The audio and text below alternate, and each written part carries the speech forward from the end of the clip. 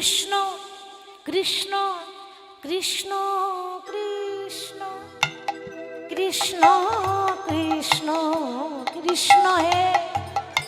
ভগবান জগৎকে শিখিয়েছে কোথাও যেতে গেলে প্রণাম, আবার ফিরে এসে ঘরে প্রণাম। কারণ আমরা বুঝি না মা এই গুরুজনদের পদধূলার কত দাম। যদি বুঝতাম তাহলে আমাদের এই দশা হতো না কলিযুগে। কারণ এই গুরুজনদের চরণ ধুলাতে কি আছে তা আমরা বুঝতেই চাই না মা। কিন্তু তার প্রমাণ দিয়ে গেছে বাবা মহাভারত, একেবারে উজ্জ্বল প্রমাণ দিয়ে গেল মহাভারতে। কবে জানো? যেদিন মহাভারতে বাবা কুরুক্ষেত্রের মাঠে যুদ্ধ হবে। একটু মন দিয়ে শ্রবণ করবেন মা। এই কুরুক্ষেত্রের যুদ্ধের ঠিক প্রারম্ভে মানে আগের দিন ভগবান কৃষ্ণচন্দ্র যুধিষ্ঠির মহারাজকে ডাকছে, যুধিষ্ঠির দাদা, যুধিষ্ঠির দাদা, আর বিলম্ব করো না, তুমি একটু তাড়াতাড়ি রণসাজে তৈরি হয়ে নাও। সকাল হলে আমাদের যেতে হবে ধর্মক্ষেত্রে, কুরুক্ষেত্রে। যেই না ভগবানের অনুমতিটা পেয়েছে, যুধিষ্ঠির মহারাজ বলছে, কৃষ্ণ কৃষ্ণ ক্ষণকাল বিলম্ব করো ভাই, আমি একটুখানির জন্য আমার বড় মার কাছে যেতে চাই। আচ্ছা মায়েরা, আপনারাই বলেন, যারা এখানে তত্ত্বজ্ঞানী, যারা গ্রন্থ পড়েন বা শোনেন, যুধিষ্ঠির বড় মাটাকে বা গান্ধারী, দক্ষিণের ভক্ত বলে কথা না, গান্ধারী। আমার থেকে আপনাদের অভিজ্ঞতা বেশি। তো যাই হোক, তাহলে মহাভারতে গান্ধারী যুধিষ্ঠির বড় মা।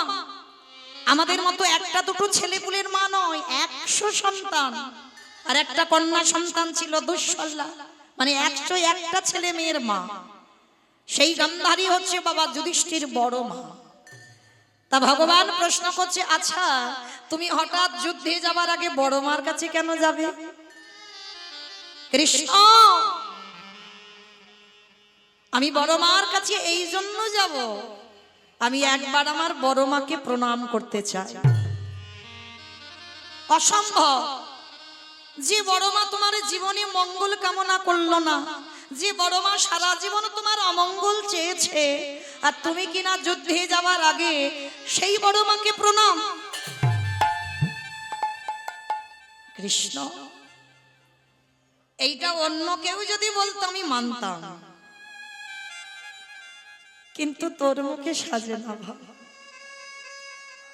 আমি জানি আমার বড় মা ভালো নয়, আমি জানি ভগবানের কাছে মানত করি আমার বড় মা, কবে আমার মৃত্যু হবে।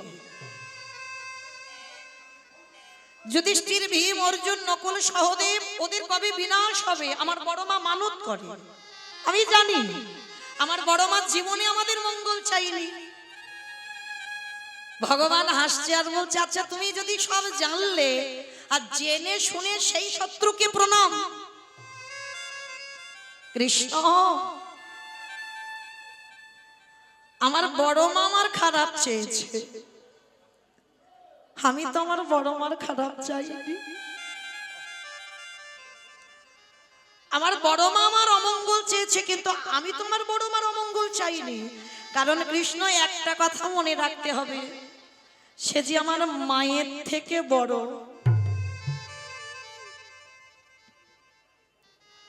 এই হলো বাবা ধর্মপুত্র, যার পথ সর্বদাই ধর্মের পথ। আমার বড় মা মানে আমার মায়ের থেকেও বড়। কৃষ্ণ, যে আমার মায়ের থেকে বড় হয়, তার পদধূলা যদি আমি শিরে না নিয়ে যুদ্ধে যাই, কৃষ্ণ আমার মনে ভয়, যুদ্ধে গিয়ে যদি আমি আর ফিরে না আসি, আমার বড় মাকে তো প্রণামটা করা হবে না। কৃষ্ণ, নিতাই গৌর প্রেমানন্দে হরি বল, হরি বল। আমি যুদ্ধে গিয়ে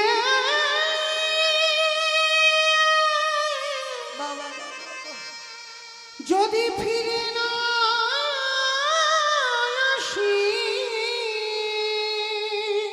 কৃষ্ণ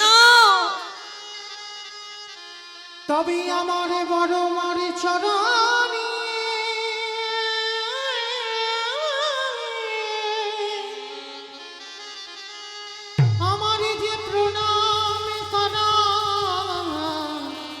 হবে না যেই না বলেছে যে বড় মাকে প্রণাম করতেই হবে, ভগবান হেসে বলছে বেশ যাও, তবে দেরি করবে না, কেমন প্রণাম করেই তুমি তাড়াতাড়ি চলে আসবে। ঠিক আছে কৃষ্ণ, আমি যাব আর আসব।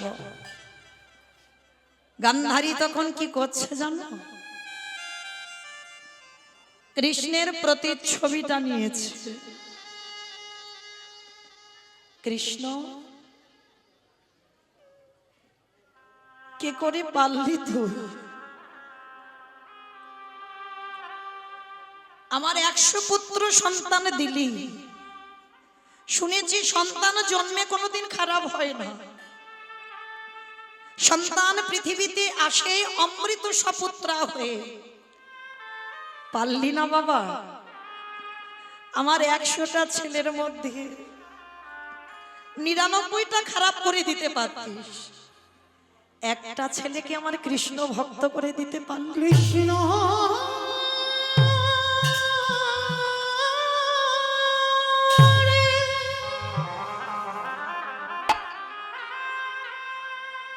একেবারে দেখা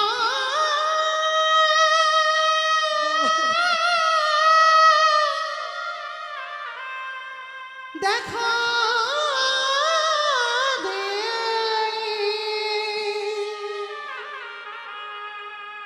ওরে তুই নাকি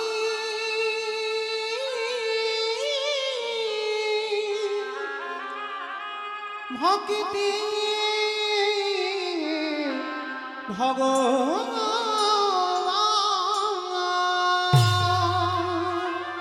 গান্ধারী কৃষ্ণের ছবিটা নিয়ে কাঁদছে, কেন করলি না? আমার একটা ছেলেকে ভালো কেন করলি না কৃষ্ণ?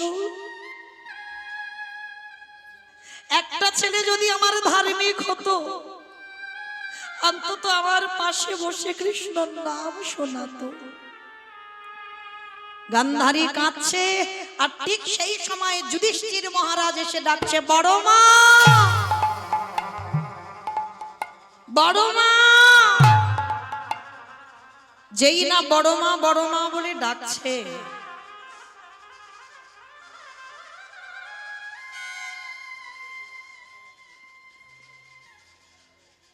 গান্ধারী আমার যেই না দরজায় এসে দেখেছে যুধিষ্ঠির মহারাজ দাঁড়িয়ে আছে, আর যুধিষ্ঠিরকে দর্শন করা মাত্র গান্ধারী চমকে উঠেছে। যুদ্ধে যাওয়ার আগের দিন শত্রু দাঁড়িয়ে দরজায়, গান্ধারী রেগে গিয়ে বলল, কি চাস, কেন এসেছিস? ও দেখতে এসেছিস তোর বড় মা কত সুখে আছে, তার 100টা ছেলে কালকে যুদ্ধে যাবে, আমাকে দেখবি বলে এলি? না বড় মা, আমি তোমাকে কষ্ট দেওয়ার জন্য আসিনি, আমি তোমাকে ব্যথা দেওয়ার জন্য আসিনি।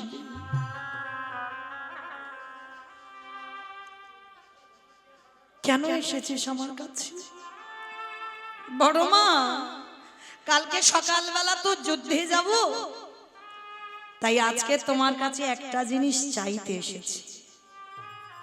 আমার কাছে?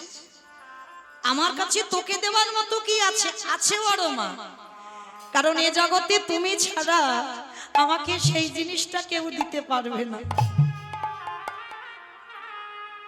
আমি জানি তোমার কাছে। গান্ধারী বলছে, বেশ বল, যদি থাকে তো দেব। না, ওরকম করে নয়, আগে তুমি আমার মাথা ছুঁয়ে বলো, আমি যা চাইবো দেবে।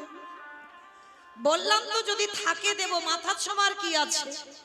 বড় মা, বললাম তো মাথা আমায় ছুঁতে হবে, কারণ তুমি দেবে না শোনার পর।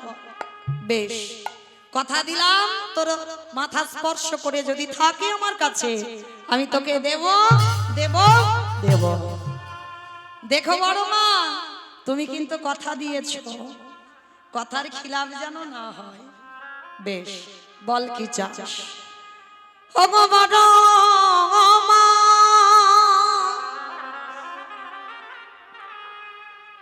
তোমার চরণে আমার একটাই নিবেদন, যুধিষ্ঠির তোমার কাছে জীবনে কিছু চাইনি, আজ প্রথমবার তোমার কাছে হাত পেতে চাইলাম। তুমি আমার মাথায় হাত দিয়ে আশীর্বাদ করে দাও, যেন কাল যুদ্ধে গিয়ে যেন তোমার যুধিষ্ঠির মৃত্যু হয়ে যায়। চুপ কর, চুপ কর।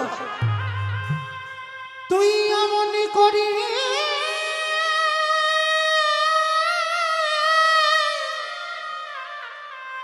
এমন করে বলিস না, এ জগতে কোনো মা পারে না। আমি যে বড় মা হই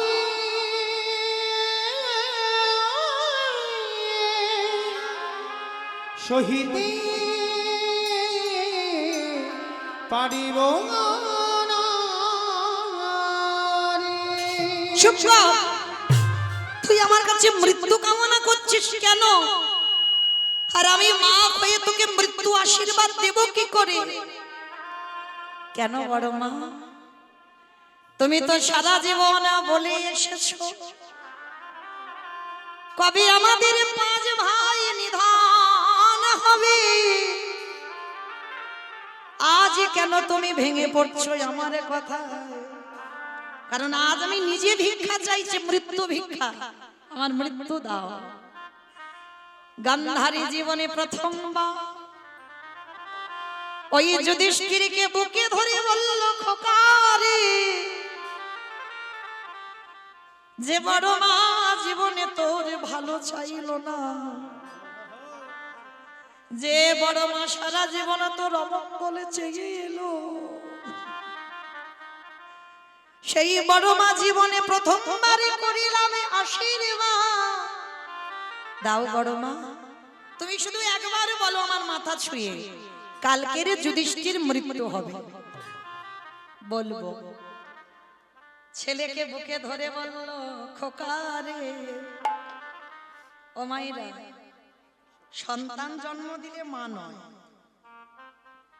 আপনারা কি বলেন? সন্তান জন্ম দিলে মা?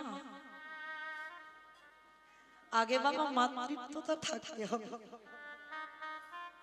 সন্তান জন্ম দিলে কি আর না দিলে কি, মা যদি হতে হয় না, ত্রেতা যুগে ভরতের মা কইকেয়ী মার মতো মা হয়। অনেকে বলে না মা সৎ মা মানে ভালো মা নয়। কি গো মা বলে তো, সৎ মা মানে ভালো মা নয়। কিন্তু সৎ মা যদি ভালো মা না হবে, তাহলে সৎ মা বলবে কেন? বলছে সৎ মা যে মায়ের হৃদয় সৎ, যে নিজের ছেলের থেকে অন্যের ছেলেকে বেশি ভালোবাসবে, বেশি আদর করবে, বেশি স্নেহ দেবে, তবে তুমি সৎ মা। নিজের ছেলেকে যদি অল্প খেতে দাও, যে তোমায় সৎ মা বলে, তাকে তুমি বেশি খেতে দাও। যেটা করেছিল কইকেয়ী মা, নিজের ছেলেকে রাজা করলো, রামকে 14 বছরের জন্য বনবাসে দিল। কেন? সবাই তো কইকেয়ী মার বাইরেটা দেখে নিল যে কইকেয়ী ভালো নয়। কেন? রামের সৎ মা বলে রামকে বনে পাঠিয়ে ভরতকে সিংহাসন দিল। এটা কারণ নয়। এটা যদি কারণ হতো বাবা, একবারও তো বললো না রাম 13 বছর বনে যাবে, একবারও তো বলেনি রাম 12 বছর বনে যাবে, একবারও বলেনি রাম 15 বছর বনে যাবে। একটাই কথা বলেছিল, রাম 14 বছর বনবাস। এই 14 বছর বেছে নিল কেন? কারণ আছে মা। কারণ যদি না থাকতো কইকেয়ী হিসেব করে 14 করতো না। কারণ রাম জন্মাবার আগে সূর্য বংশে একটা অভিশাপ দেওয়া ছিল বাবা। মানে সূর্য বংশে যদি কোনোদিন পুত্র সন্তান আসে, সে যদি 25 বছরের আগে যদি রাজ সিংহাসনে বসে, রাজ্য অভিষেক যদি হয়ে যায়, তৎক্ষণাৎ তার মৃত্যু হবে। তারপরে তো পুত্রেষ্টির যজ্ঞ করে দশরথ পেয়েছিল রাম লক্ষ্মণ ভরত শত্রুঘ্নকে। তা যখন পেল বাবা, আনন্দে, মানে পুত্র এসেছে আনন্দে ভুলে গেছে অভিষেকে, সেই যে অভিশাপের কথা। তো যখনই ভুলে গেল না, কিন্তু একজনের মনে ছিল, সেটা আমার কইকেয়ী মা। রামের অভিষেক হবে 12 বছর বয়স। কইকেয়ী মার হৃদয়টা কেঁপে উঠল। আমার রাম সিংহাসনে বসলেই মৃত্যু, কারণ দশরথ ভুলে গেছে, স্বামী ভুলে গেছে। তাই ঘরে গিয়ে হিসেব করে নিল 12 বছর বয়স, 14 বছর বনে থাকবে। তাহলে 12 14 কত হলো মা? 28 26। বেশ, 25 বছরের আগে রাজা হলে বাবা তখন মৃত্যু হবে, তাহলে 26 হয়ে যাচ্ছে। তারপরে যদি রাম ফেরে, আজকে রাজ্য অভিষেক হলে আমার রামের মৃত্যু হবে না। তাহলে রামের থেকে 2 দিনের ছোট ছিল বড়। তাহলে এইবার আপনারাই বিচার করে দেখেন, এইবার আপনারা অনুভব করে দেখেন মা কাকে বলে। নিজের ছেলেকে সিংহাসন দিল কেন? মৃত্যু যদি হয় আমার ভরতের হোক, আমার রাম যেন ভালো থাকে। কিন্তু জগতে জানলাম আমরা কি কইকেয়ী মা ভালো নয়। তাহলে মা যদি হতে হয় কইকেয়ী মায়ের মতো মা খাও। তো আজকে ঠিক সেই রকম মহাভারতে গান্ধারী বলল, ওরে খোকারে, জীবনে মরণে জনমে জনমে যদি সত্যিকারের আমি বড় মা হয়ে থাকি, আমি প্রথম দিন তোর মাথায় খাদ দিয়ে করিলাম আশীর্বাদ। কি আশীর্বাদ দিলে বড় মা? শোন বাবা, ওরে যথা ধর্ম ওরে তথা জয় হো, নিতাই গৌর প্রমাণ দিয়ে হরিব। হোক খায় গো যথা ধর্ম তথা জয় হো। ওরে খোকারে, এই জগৎ সংসার মাঝে যে জন ধর্মকে আঁকড়ে ধরে, স্বয়ং ধর্ম তারে রক্ষা করে। নিতাই গৌর হরিব, হরিব, হরিব। আঁকড়ে ধরে স্বয়ং ধর্ম তারে রক্ষা করে। এই জগৎ সংসার মাঝে একজন ভক্ত যদি কৃষ্ণ চরণে আশ্রয় করে বসে থাকে, এই পৃথিবী এমন কোন ব্যক্তি জন্ম নেয়নি সেই কৃষ্ণ ভক্তকে নিধন করতে পারে। যেজন কৃষ্ণ তাই গৌর হরি বল, হরি বল।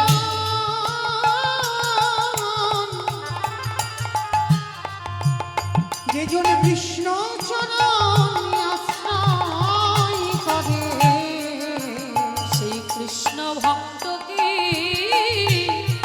নিধন করে। আস্তে। তাহলে মায়েরা আপনারাই যতটুকু শুনলেন, অনুভূতিটা কি হলো, অনুভব কি করলেন? ভগবান তো সাথে ছিল, পঞ্চপাণ্ডবদের সাথে ছিল, তথাপিও গান্ধারীর পদধূলাটা নেওয়ালো কেন? যাদের সঙ্গে কৃষ্ণ রয় তাদের কি অপমৃত্যু হয়? হবে না তো। তাহলে যুধিষ্ঠির জানতো, তথাপিও বড় মাকে প্রণাম করলো কেন? সমাজকে ভগবান শিক্ষা দিয়ে দিল, তুমি কৃষ্ণ ভজন করলেও যদি সাধু গুরু ব্রাহ্মণ বৈষ্ণব গুরুজন থাকে, তাদের চরণ ধুলাটা আগে নিতে শেখো। আর যদি তুমি সাধু গুরু বৈষ্ণব গুরুজনদের পদধূলা সর্বদা শিরে নিতে পারো, সকল কাজে তুমি জয়ী হবে, হবে, হবে। নিতাই গৌর প্রেমানন্দে হরি বল, হরি বল।